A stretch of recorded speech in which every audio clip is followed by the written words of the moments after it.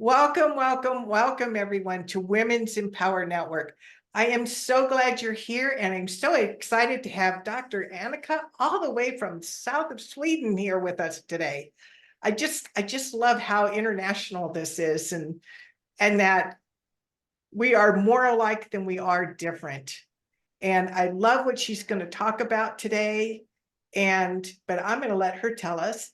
And I want, if you would, Dr. Annika, if you would tell us, a little bit of your background and what got you involved in what you're doing today.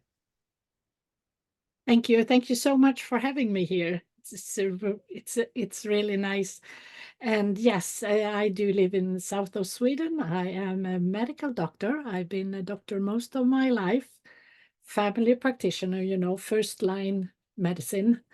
Everyone, all ages, all colors, all genders, all everything. So that's what I've been doing. When working with people, you see the front side and you see the back side of life. And over the years, I have, in my own life, had a real big tragedy that I had to help myself overcome. I got over it. I got on the road again. And then I became even more aware of my patients' heart issues and how they were really struggling with life and stress and the things around us. So about 15 years ago, I had three teenage daughters at home, full-time job as a doctor, and life was, you could say, full. That's yeah, it's not an overstatement. And I was very close to getting into that stress wall, and I didn't want to go there because I had seen so many people going close to it and some of them getting into it, and that was not not a nice thing to see. So I took a step back and I took a course actually in stress management. I was just going to save myself. That was my only purpose. I had no thoughts of anything else. And in that course, it was a long-term course on my free time and, for my own money and all that. So it was not the medical thing. And I just realized this is what I need to do in the world instead of just being a doctor. I am still a doctor, so I still work with patients and all that. But I realized I could help people maybe not become patients by helping them seeing how we function, how stress is, what it is really, and how you can get out of it in a good way. So that's what I've been doing the last 15 years and working with the leadership people mostly, speaking, mentoring, workshops, just any way that I can spread this information. Yes, That's it. I'm very familiar with the detrimental effects of long-term stress if you don't deal with it. So you mentioned, you learned about what stress is. Can you say more about that? It's when the demands of you is higher than your abilities, when things are harder than you can manage. And it can be that big list that people talk about. I have so much to do. My list is so full and blah, blah. I can't really, that's one way of it. But it can also be when you have just one thing in life, one task or one thing in life that you can't handle because you don't have the means one way or the other. That is also extremely stressful. Or when you have absolutely nothing to do and you feel that you are not worth anything, that is also starting your stress system. And what happens is that your stress hormones raise from the normal level. We do need to have a normal level, because if we have no stress hormones, you know where we are? We are dead. Because you can't live without them. It's not compatible with life.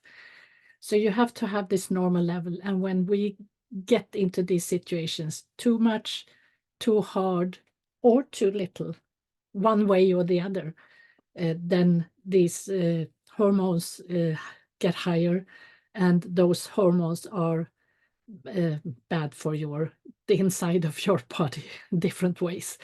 And you start getting all these symptoms. Like you start with like headaches or heartburn, or stomach ache in general. You forget things, you get angry, you get slow. They're all different things. And then after a while, if you continue, you feel that you're not worth anything. Your self-worth is going down. You feel that other people are better than you, and you kind of get away from your surroundings, start to hide yourself. And if you keep on having these high stress hormones, especially the cortisol, then you get all these physical illnesses like heart disease, diabetes, obesitas, and also depression, that are really hurting your body. And the stress system is, or this overload of the stress system is called the silent killer, because it kind of creeps up on you, and it's hard to see yourself. But so I think about it, two different things are coming to mind. One is that stress can be a normal thing that we all experience, that could be temporary. But Absolutely. what you're talking about is long-term stress. It's when, if you see it temporarily, it's like you're supposed to have, if we have the stress hormone levels here, this is the normal, and this is what you don't want. Every time when you do something like getting out of bed, it goes up and then it goes down again. And then you go and make breakfast and it goes up because you are doing something, and it goes down again. You sit there and eat your breakfast. And then you run for the bus and it goes up because you have to run. And then you sit down on the bus and it goes down again. And then on sitting on the bus, you remember, oh, I didn't do that. And maybe, so you go up and you don't get down to the basic, because there are things coming after each other. That's when it starts being bad for you. But getting up and down again, up and down again, it's totally normal. That's how we want it to be. So it's kind of this stacking. Yeah, if it's stacking and you don't, and it can stack, and you can get up to a higher level and you can stay there for an hour, or, I mean, I don't know exactly the time, because that depends on who you are and so many other things. But if you are up, if you go up in your hormones for a while, and then you need to take that break. And if you have been working along harder and being stressed for a shorter time, you may need 5 minutes break and then everything is fine. If you've been going on for a little longer, you might need the afternoon off, like 5 hours. And if you've been working along for a longer time and stayed up there and didn't get that relief, then you need maybe 5 days. And the longer, the more. And that's when you, somewhere along the line, you hit the wall, and then you need 5 years to get back on track. You don't want to be there. It's not a good place. No, and we were talking earlier that you really work with businesses and leaders, and I can imagine that there's a lot of stress like if you're responsible for other people, or, you know, for a lot of us women in this group, you know, we're all doing, you know, startups. And so it's a lot of stress with a lot of unknowns. So, Yeah. so what would you recommend somebody do to keep themselves in check? Take breaks. That's the only way you can do it. That is, there are two ways that you can lower your stress levels, your hormone levels. And that is, one is to take the break, to let your body kind of regenerate again. Short or long time, depending on how long. And there is the other way to get these hormones go down is by acceptance. You accept that the situation is not what you want, but it's okay. And I know I can change it later. And then your stress hormones will also go down and you will be more effective in the moment. That part, the acceptance part, you can't keep that up over and over and over and over all the time, because then you are in the other way, you are on top all the time, and that's not good for you. But there are situations that you can't, where you don't rule, you don't have the rules, you're not in charge. Then acceptance is still okay, and you have to find other ways to do things. And I can take the example of the coronavirus. We got it. It was there. Could you do anything about it? Nope, you could not. You could accept that it was there because it was there, and then you had to work yourself around the situation, find other ways. That's what means with acceptance and not being able to actually change it later on. So it sounds like sometimes if somebody's habit or pattern is to react strongly to outside forces like the virus, then does your training teach them like a new perspective? I mean, skills, what? Yeah, what I do is try to find a way to help the person to change the mindset, because it's all about mindset. And so that's where the acceptance, of course, get in. Everything we do is mindset. And that's the easy part, and that's the hard part. Because some people never change, and like everybody is not being, you're not able to help everybody in the world. I'm not either. No, I recently remember a relative of mine, because they're not real familiar with my work or what I do, and she worries a lot. She's a chronic worrier. And she had no clue. It never even occurred to her that she could change that pattern. So I guess awareness comes in here is Absolutely. And we are herd animals. We are animals that are doing the same as we have been taught from the beginning. We do as our family have told us to do, or to react, and we keep doing that until something happens, so that we one way or the other change, or we don't change. We just get angry and frustrated because the surrounding does not look like what I'm used to. And there is no real answer to how we're going to react the first time. we don't know. And some people are not able, are we not able to change? And then we just have to say, this is your way, okay? Then they have to live like that. And then for every person that I help and I see, and they say, now I see, I understand.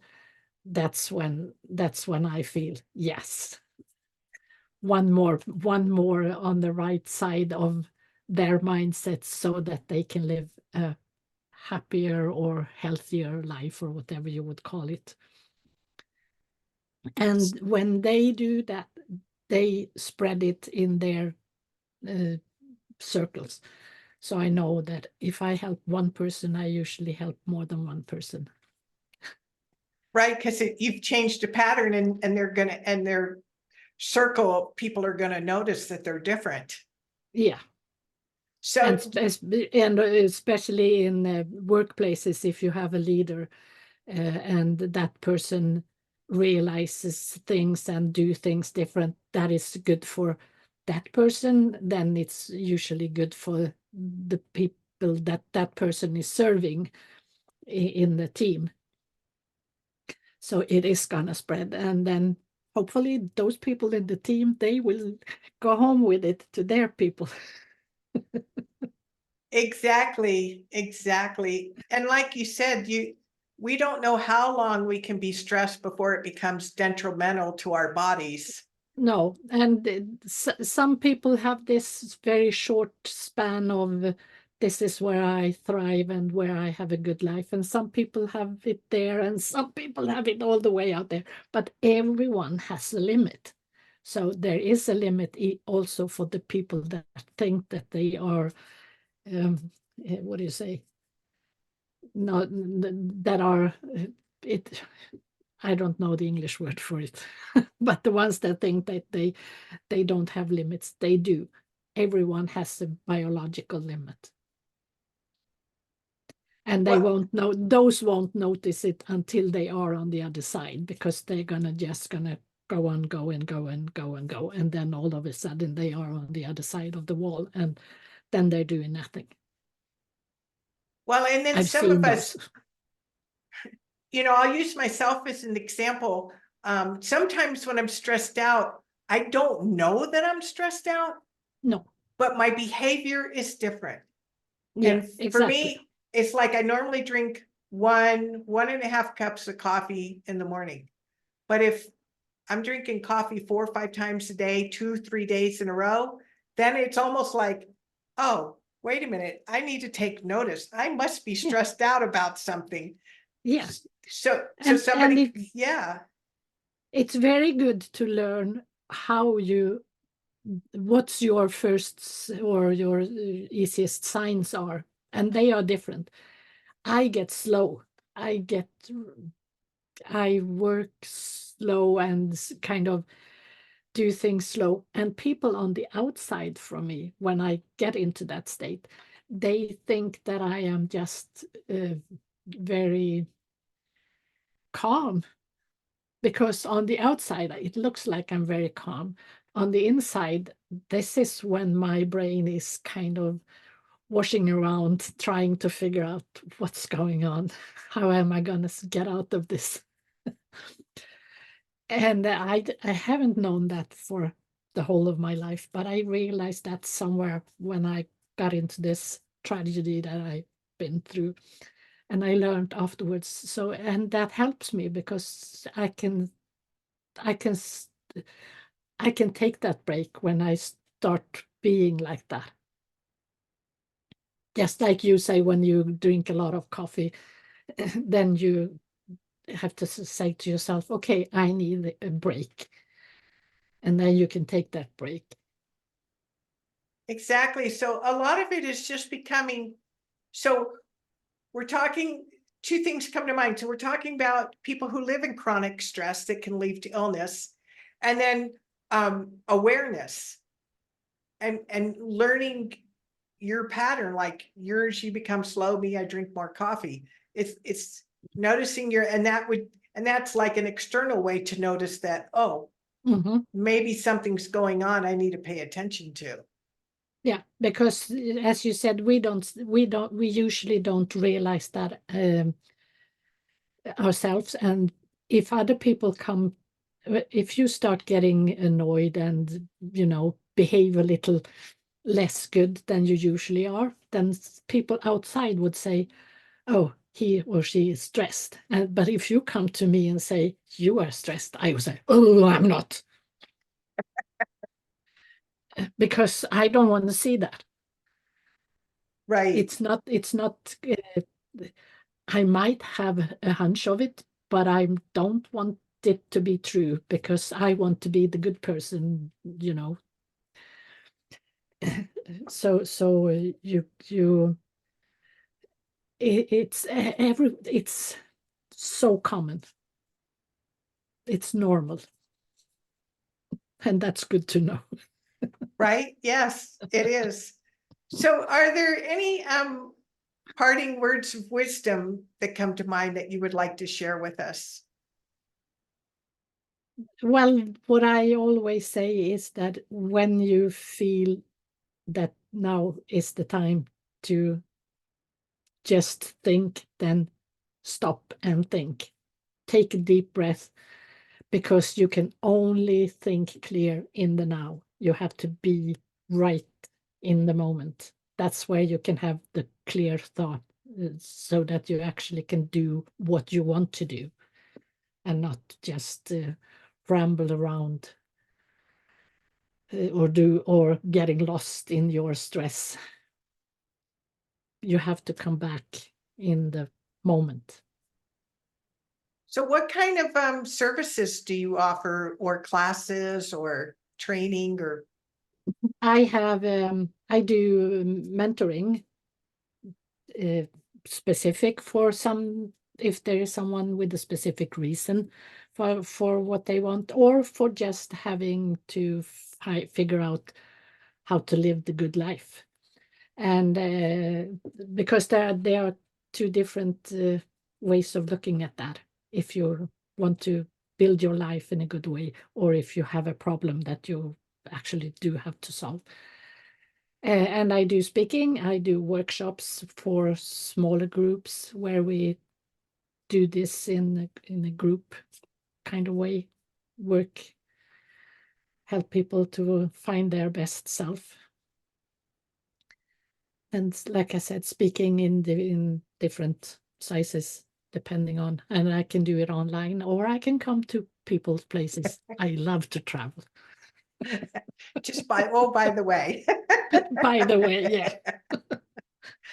Well, this has been absolutely wonderful, Dr. Annika, and we're going to be sure to put a link in this interview at the top, so that if you want to get a hold of her, you want to learn more about what she does, or, if you have a challenge that you need help with, then we'll find a way for you to get in touch with her. Dr. Annika, thank you so much for being with us today. Thank you so much for having me. It was a fun discussion. Thank you. Thank you.